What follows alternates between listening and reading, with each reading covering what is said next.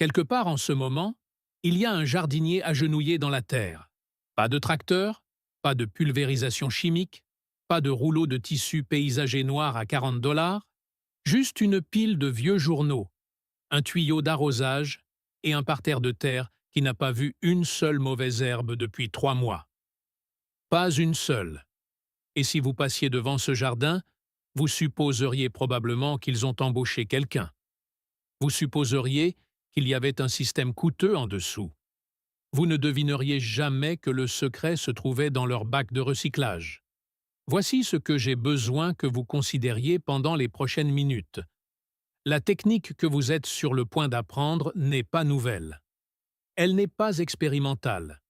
Elle a été testée dans des programmes de vulgarisation universitaire, documentés dans la littérature scientifique, sur les sols, évalués par des pairs et pratiquée par des agriculteurs de subsistance sur 4 continents.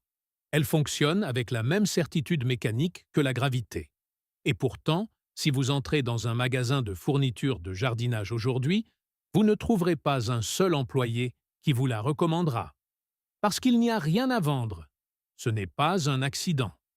Le marché mondial des films de paillage agricole était évalué à plus de 5,8 milliards de dollars en 2022, et les analystes prévoient qu'il dépassera les 8,4 milliards de dollars d'ici 2030.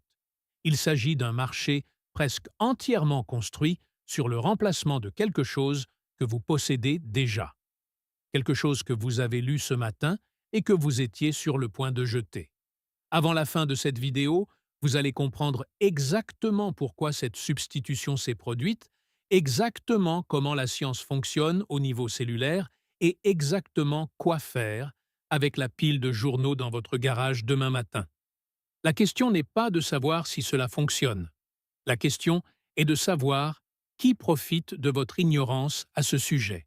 Parlons d'abord de l'argent, car l'argent dit toujours la vérité plus vite que la science.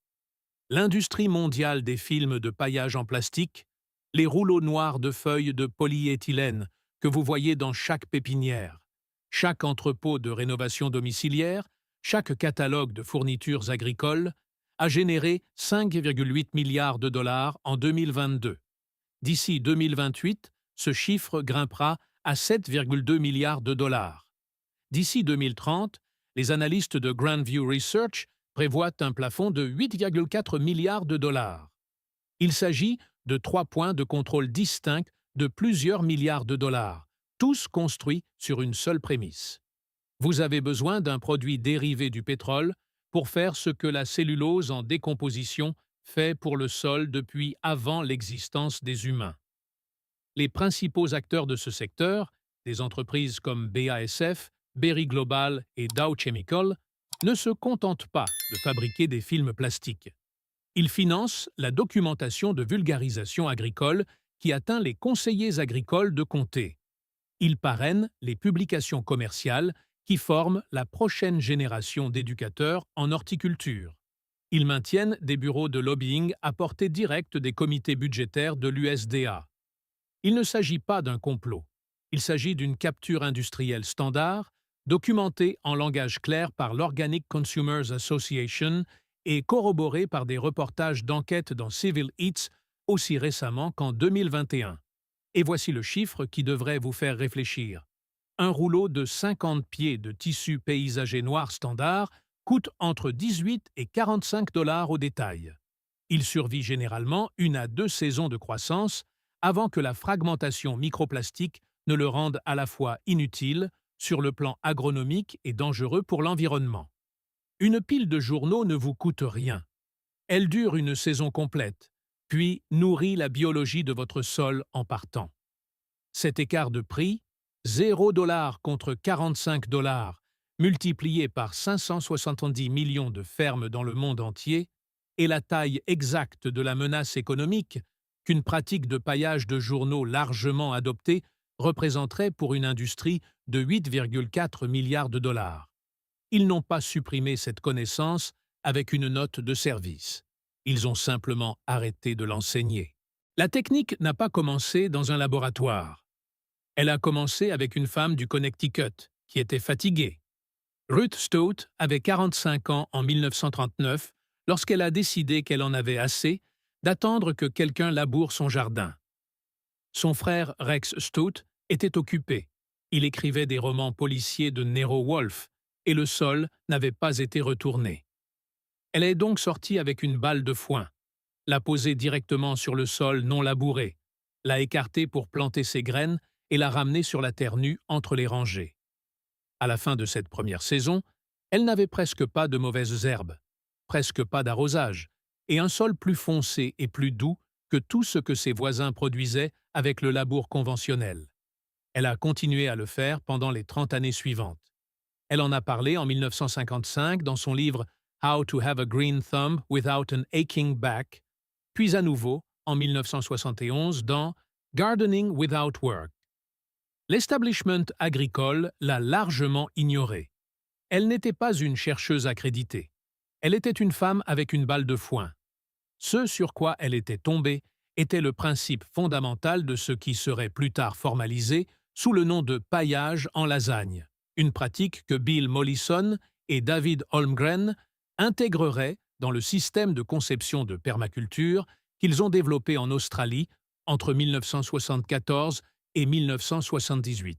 Le Manuel du concepteur en permaculture de Mollison en 1988 consacrait un espace technique substantiel au paillage organique en couches, utilisant du carton et du papier journal comme couche de base bloquant la lumière, citant les mêmes mécanismes biologiques que les pédologues commençaient à quantifier dans la littérature évaluée par des pairs. Et l'USDA était attentif. Les bulletins de vulgarisation des années 1970 et du début des années 1980, documents toujours consultables à la National Agricultural Library de Beltsville, dans le Maryland, comprennent des références directes au paillage de journaux et de matières organiques comme stratégie viable de suppression des mauvaises herbes pour les petits producteurs. Ce n'étaient pas des publications marginales. Il s'agissait de recommandations officielles des universités d'État, diffusées aux agents de comté dans tout le pays. Puis le marché des films plastiques a commencé son expansion. Les bulletins ont tranquillement disparu de la circulation active. Les nouvelles directives de vulgarisation mettaient l'accent sur les herbicides chimiques et le film de polyéthylène. Les anciens documents n'ont pas été détruits. Ils ont simplement cessé d'être référencés, ont cessé d'être enseignés, ont cessé d'être remis à l'agriculteur qui se tenait au comptoir du bureau de comté et demandait comment empêcher les mauvaises herbes de pénétrer dans ses plates-bandes de tomates. L'histoire n'est pas toujours effacée. Parfois, elle est simplement classée. Maintenant, entrons dans le mécanisme, car c'est là que la technique cesse d'être du folklore et commence à être de la physique. La lumière est le déclencheur. Chaque graine de mauvaise herbe qui se trouve dans votre couche arable, et il y a entre 10 000 et 50 000 graines de mauvaises herbes viables par mètre carré dans un sol de jardin moyen, selon une étude publiée dans la revue Weed Science, attend un seul signal photonique. Pas la chaleur, pas l'humidité, la lumière. Plus précisément, le rapport lumière rouge lointain qui pénètre à la surface du sol et active les protéines phytochromes à l'intérieur de l'enveloppe de la graine, initiant la séquence de germination. Ce n'est pas une métaphore. Il s'agit d'un processus photobiologique documenté et décrit en détail dans le texte fondamental de Bewley et Black, Seeds, Physiology of Development and Germination, publié en 1994, qui demeure un ouvrage de référence dans les programmes universitaires d'agronomie.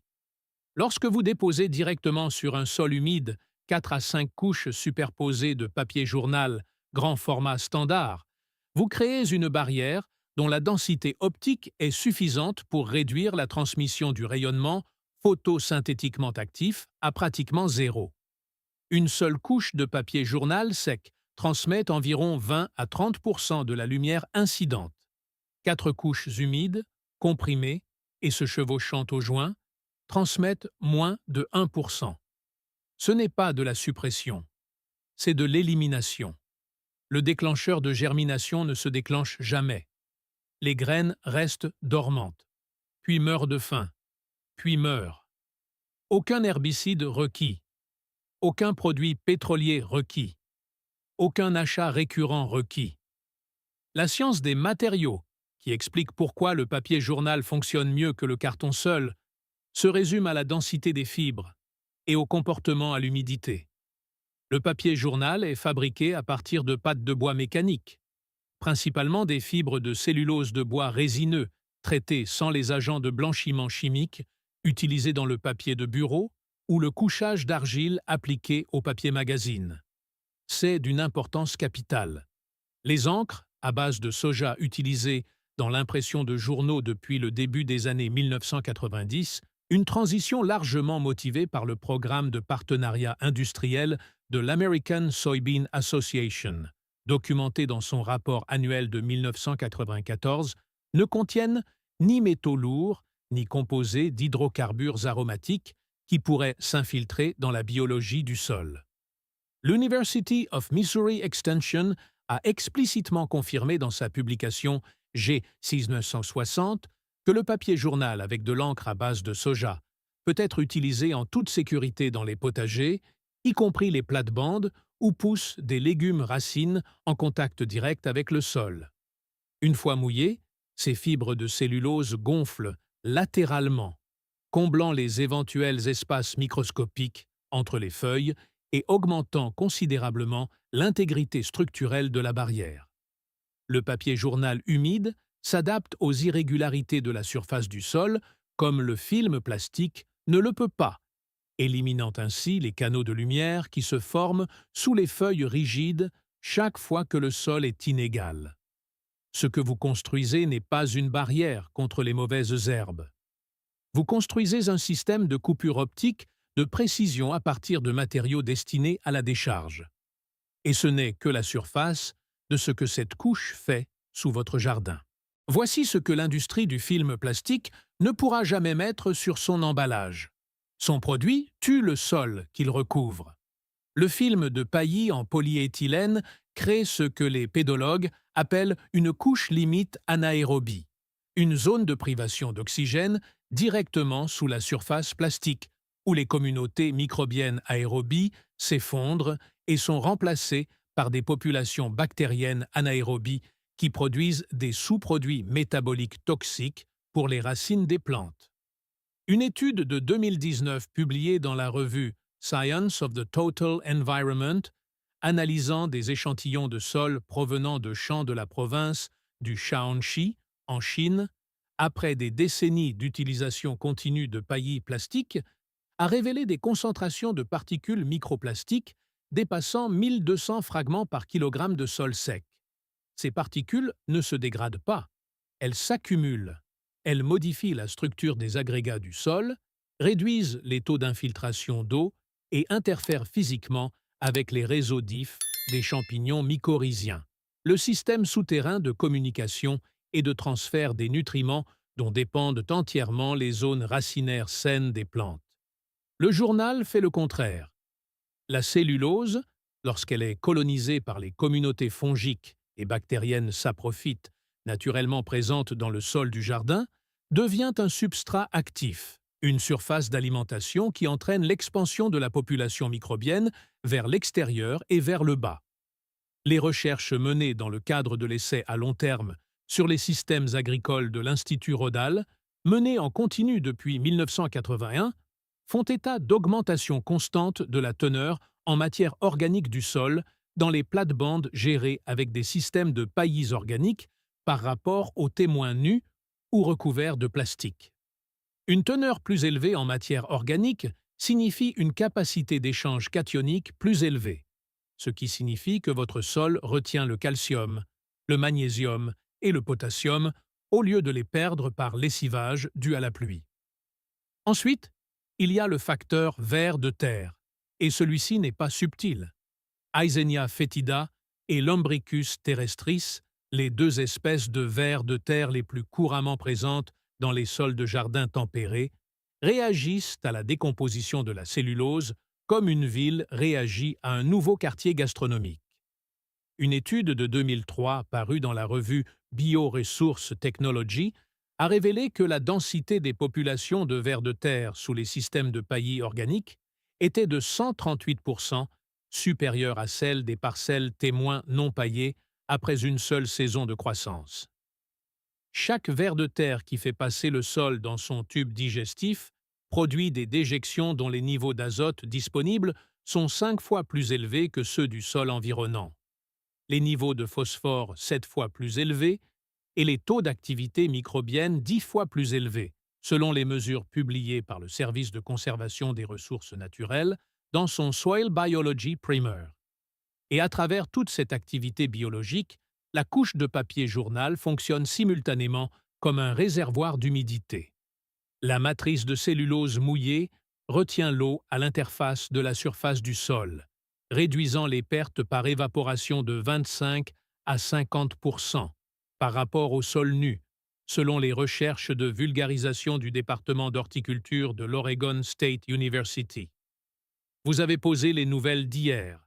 En dessous, votre sol fait fonctionner une économie biologique qu'aucun film synthétique n'a jamais été en mesure de reproduire. Voici le moment où j'ai besoin que vous preniez une décision sur qui vous êtes dans cette histoire. Parce qu'il y a deux types de personnes qui regarderont cette vidéo jusqu'à ce point.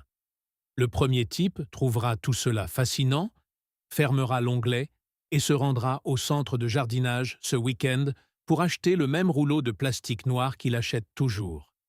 Parce que c'est familier, parce que c'est sur l'étagère, parce que le chemin de moindre résistance passe directement par une industrie de 8,4 milliards de dollars qui a passé des décennies à s'assurer que ce chemin soit perçu comme le seul. Le deuxième type se rendra à son bac de recyclage ce soir. Et ce sont ces personnes pour qui cette chaîne existe. Vous n'êtes pas un consommateur de produits de jardinage. Vous êtes un intendant d'un sol vivant. Ce n'est pas une déclaration de motivation.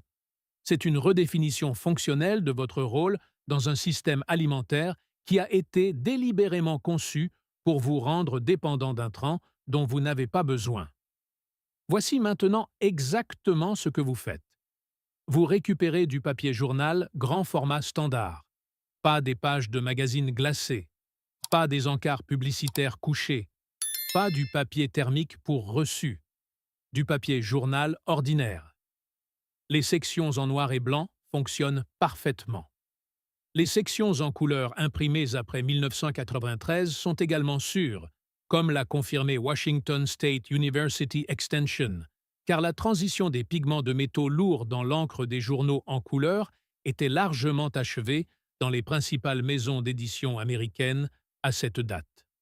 Vous devez en avoir assez pour couvrir votre plate-bande en 4 à 5 couches complètes qui se chevauchent, chaque feuille chevauchant sa voisine d'au moins 15 cm afin d'éliminer les joints de lumière.